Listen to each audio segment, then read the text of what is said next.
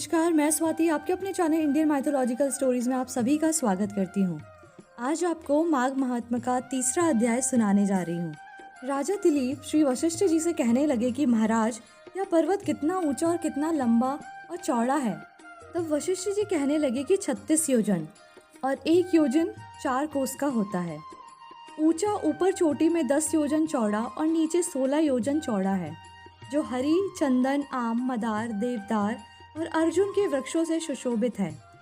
दुर्भिक्ष से दुखी होकर इस पर्वत को और फल फूलों से परिपूर्ण देखकर भृगु वहीं रहने लगे और यहाँ पर कंदराओं, वनों और वनों में बहुत दिनों तक तप करते रहे।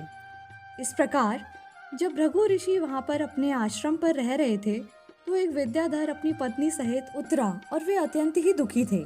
उन्होंने भृगु ऋषि को प्रणाम किया और ऋषि ने बड़े मीठे स्वर में उनसे कहा कि हे विद्याधर, तुम बड़े दुखी दिखाई देते हो, इसका क्या कारण है? तब विद्याधर कहने लगा कि हे महाराज, पुण्य के फल को पाकर, स्वर्ग पाकर तथा देवतुल्य शरीर पाकर भी मेरा मुख व्याघ्र जैसा है। मेरे दुख और अशांति का यही एक कारण है, न जाने किस पाप का फल है। मेरे चित्त की व्याकुलता का दूसरा कारण भी सुनिए। मेरी पत्नी अति रूपवती, मीठा वचन बोलने वाली, नाचने और गाने की कला में अति प्रवीण, शुद्ध चित्त वाली, 7 सुरों वाली, वीणा बजाने वाली, जिसने अपने कंठ से गाकर नारद जी को प्रसन्न किया, नाना स्वरों के नाच से वीणा बजाकर कुबेर को प्रसन्न किया, अनेक प्रकार के नाच ताल से शिवजी महाराज की अति प्रसन्न और रोमांचित हुए, शील, उदारता, रूप तथा यौवन में स्वर्ग की कोई अप्सरा भी इस जैसी नहीं है। कहाँ ऐसी चंद्रमुखी स्त्री और कहाँ मैं व्याघ्र मुख वाला। यही चिंता सदैव मेरे हृदय को जलाती है। विद्याधर के ऐसे वचन सुनकर तीनों लोकों की भूत, भविष्य और वर्तमान की बात जानने वाले तथा दिव्य दृष्टि वाले ऋषि कहने लगे कि हे विद्याधर, कर्म के विचित्र फलों को प्राप्त होकर ज्ञानी पुरुष भी मोह को प्राप्त हो जाते हैं। मक्खी के पैर जितना विष भी प्राण लेना हो जाता है। छोटे छोटे पापों का फल भी अत्यंत दुखदायी हो जाता है। तुमने माघ मास की एकादशी का व्रत करके द्वादशी ना आने तक शरीर में तेल लगाया, इसी पाप कर्म से व्याघ्र हुए। एकादशी के दिन उपवास करके द्वादशी को तेल लगाने से राजा पुरूरवा ने भी कुरूप शरीर पाया था। तब वह अपने कुरूप शरीर को देखकर दुखी होकर हिमालय पर्वत पर देव सरोवर के किनारे पर गया।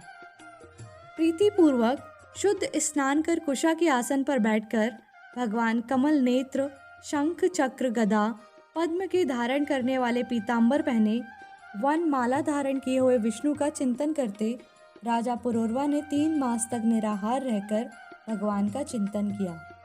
इस प्रकार 7 जन्मों में प्रसन्न होने वाले भगवान राजा के 3 महीने के तप से ही अति प्रसन्न हो गए और माघ की शुक्ल पक्ष की एकादशी को प्रसन्न होकर भगवान ने अपने शंख के जल से राजा को पवित्र किया।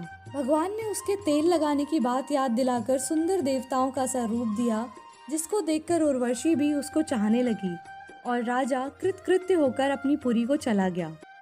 भृगु ऋषि कहने लगे कि हे विद्याधर, इसलिए तुम क्यों दुखी होते हो? यदि तुम अपना यह राक्षसी रूप छोड़ना चाहते हो तो मेरा कहना मानकर जल्दी ही पापों को नष्ट करने वाली हेमकूट नदी में माघ में स्नान करो, जहाँ पर ऋषि सिद्ध देवता निवास करते हैं, और मैं इसकी विधि बतलाता हूँ। तुम्हारे भाग्य से माघ मास आज से 5वें दिन ही आने वाला है। पौष शुक्ल एकादशी से इस व्रत को आरंभ करो। भूमि पर सोना, जितेंद्रिय रहकर दिन में 3 समय स्नान करके महीने भर निराहार रहो। सब भोगों को त्याग कर तीनों समय भगवान विष्णु का पूजन करो।